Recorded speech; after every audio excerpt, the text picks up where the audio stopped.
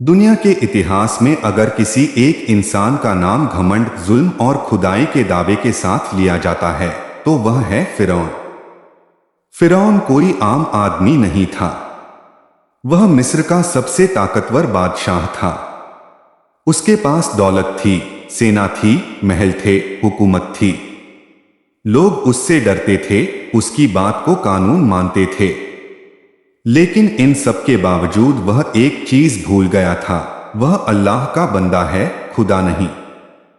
फिरौन का सबसे बड़ा गुनाह सिर्फ जुल्म नहीं था, बल्कि उसका घमंड था। उसने खुलेआम कहा, मैं तुम्हारा सबसे बड़ा रब हूं। यह बात किसी आम इंसान की नहीं हो सकती। यह बात वही कह सकता है जिसे अपनी ताकत पर जरूरत से ज्यादा भरोसा हो जाए और अल्लाह को भूल जाए। फिरौन की हुकूमत और जुल्म। फिरौन ने अपनी हुकूमत को मजबूत करने के लिए लोगों को अलग अलग हिस्सों में बांट दिया। उसने बनी इस्राएल को गुलाम बना लिया।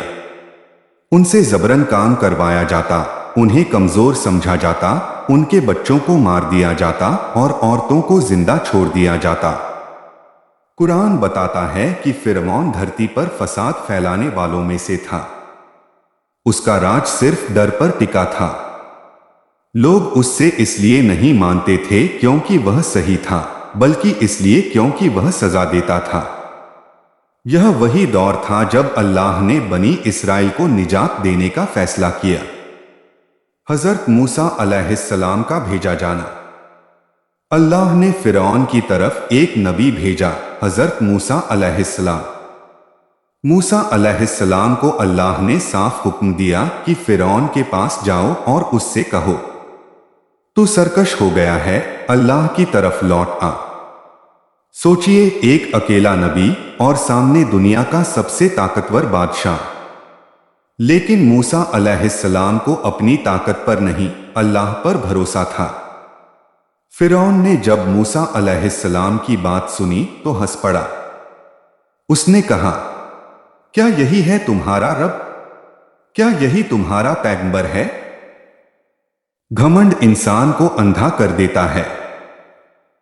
फिरौन सच्चाई देख ही नहीं पा रहा था।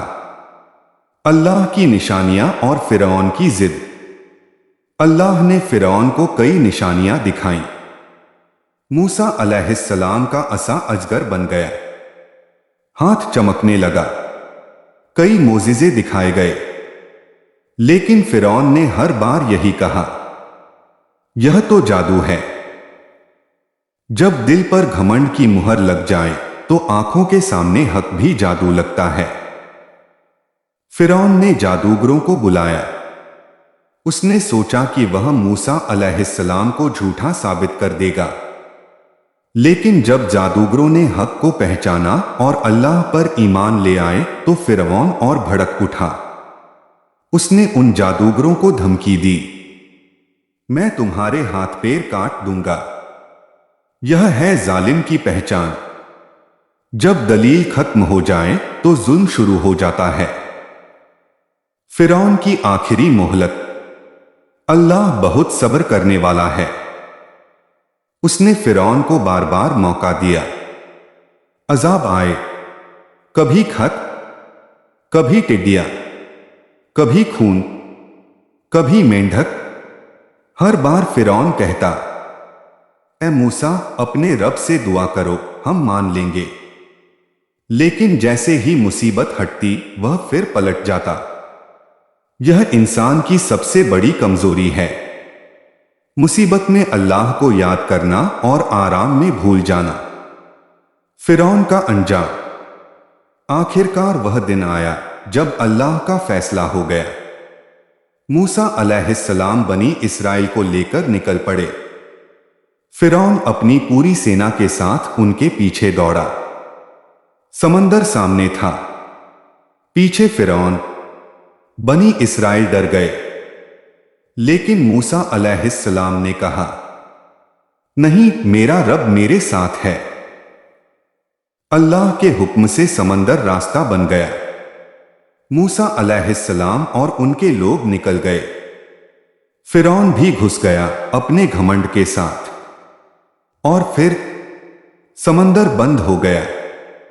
वही फिरौन जो खुद को रब कहता था, आज पानी में डूब रहा था। डूबते वक्त उसने कहा, मैं मानता हूं, लेकिन बहुत देर हो चुकी थी। सबसे बड़ी सीख, फिरौन की कहानी सिर्फ इतिहास नहीं है, यह हर उस इंसान के लिए चेतावनी है जो घमंड करता है, जो ताकत, पैसा, शोहरत पर इतराता है, जो अल्लाह को भूल जाता है। अल्लाह देर करता है मगर छोड़ता नहीं। घमंड कैसे इंसान को अंधा कर देता है। फिरौन कोई जन्म से राक्षस नहीं था, वह भी एक इंसान था जैसे और लोग होते हैं। लेकिन उसकी सबसे बड़ी गलती यह थी कि उसने अपनी ताकत को अल्लाह की देन मानने के बजाय अपना कमाल समझ लिया। जब इंसान ये भूल जाता है कि जो कुछ उसके पास है वह अल्लाह का दिया हुआ है, तभी से गिरावट शुरू हो जाती है। फिरौन के पास हर वह चीज थी जिसे दुनिया कामयाबी मानती है। महल, सोना, सेना, ताकत, इज्जत, हुकूमत।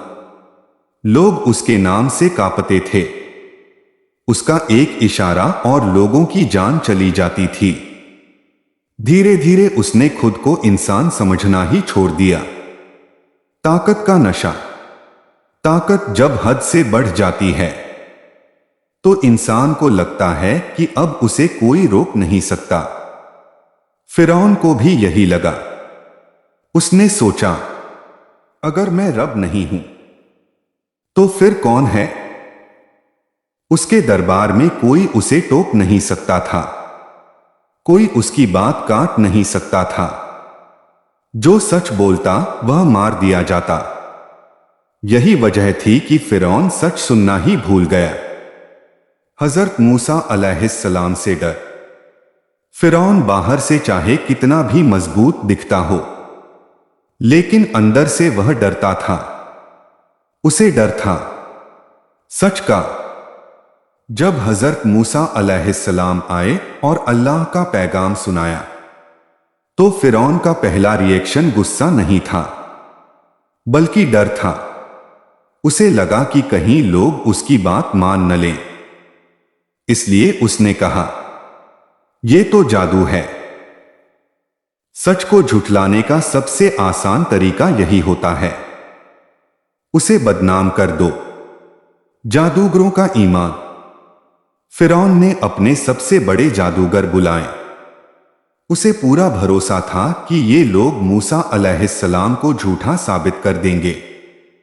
लेकिन जब मूसा अलैहिस्सलाम का मोजिज़ा सामने आया तो जादूगर समझ गए, ये जादू नहीं है, ये अल्लाह की ताकत है। और वहीं उसी दरबार में जहां फिरौन खुद को रब कहता था, जादूगरों ने सजदा कर दिया। उन्होंने कहा, हम मूसा और हारून के रब पर ईमान लाए।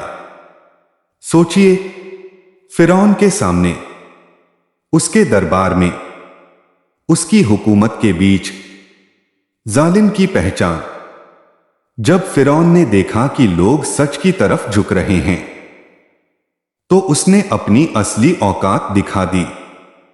उसने कहा, मैं तुम्हारे हाथ पैर कटवा दूंगा, तुम्हें सूली पर चढ़ा दूंगा। यही जालिम की पहचान है। जब दलील हार जाती है तो तलवार निकल आती है।